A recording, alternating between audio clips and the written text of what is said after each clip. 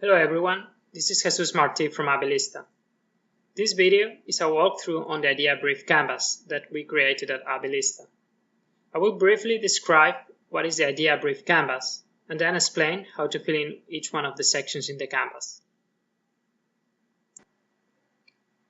For all entrepreneurs and startups out there that are developing or want to build physical products, the idea brief canvas is a tool to align your product solution and features to your users' problems and needs. Many companies fail in the early stages. Statistics shows that 42% of them fail due to no market need, 23% of them fail due to running out of cash, and 17% fail due to launching a poor product. I am sure that you have done your work defining your business model to hopefully anticipate some of the previous issues.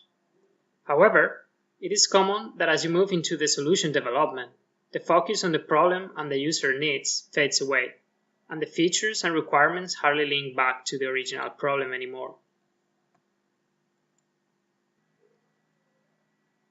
So we have created the idea brief canvas to map out your solution in a single image, which will help you to focus on the problem and user needs to build the right solution, prioritize the features to validate your product earlier, make the right decisions for your product during design and development, and have a more efficient communication and collaboration with others.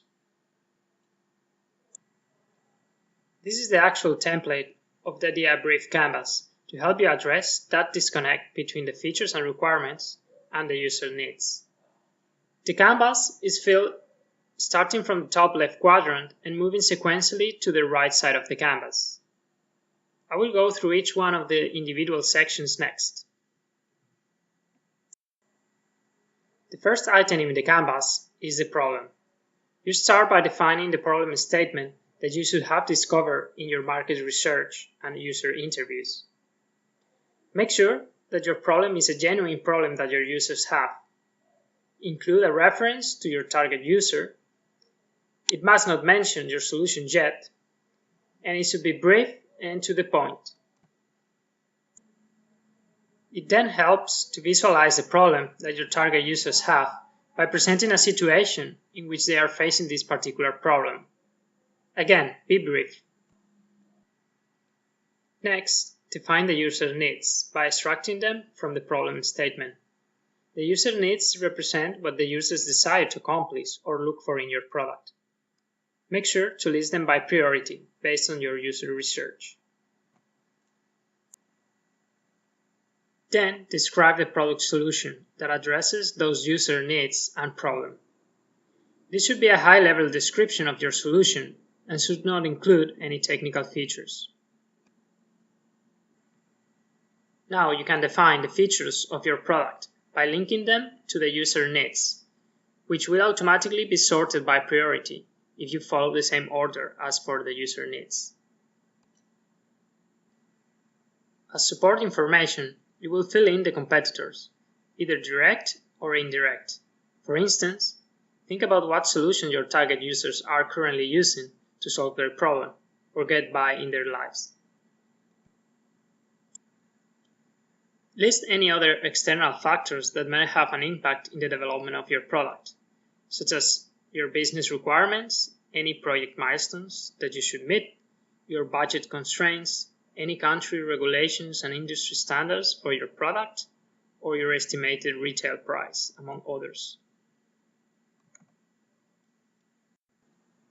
Lastly, fill in the technical requirements that, again, should be linked to the features, which as seen previously are linked to the user's needs and problem. By doing so, they will also be ordered by priority. Make sure that the requirements are somehow measurable. And that completes all the sections in the canvas. This is an illustration on how the different items are linked and interrelated to each other in the canvas. It should be easy to connect any requirements to a particular feature and therefore to a particular user need. It is not necessary to fill in all the sections at once, and possibly the latest sections will be populated as you define the solution further. This is a live document and will evolve with your solution. To conclude, here is an idea brief canvas example. We use the well-known Gopro cameras as a reference. The first thing is the problem statement. Amateur sport photographers could not get close enough to the action or buy quality equipment at reasonable prices. Then present a situation, in this case, a young skater trying to record himself practicing some tricks. Then extract the user needs from the problem. As you can see, they match with the parts of the problem statement and are ordered by priority based on your criteria. Now we can define a solution that meets those needs, as shown in the image. Next, we detail the solution with a list of features that addresses the user's needs. See how the first features on the list relate to the first user need. Fill in the items below, the competitors and any external factors influencing the development of your product. Lastly, fill in the technical requirements. See how they are also linked to the features and therefore ordered by priority. You can see right away how this is extremely helpful to define on which features and requirements you should focus first.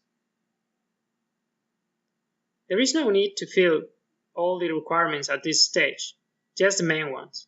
You will come back to the canvas to update as you test and refine your product solution. Now pause the video here and take a moment to analyze the example and the link between the different sections of the canvas.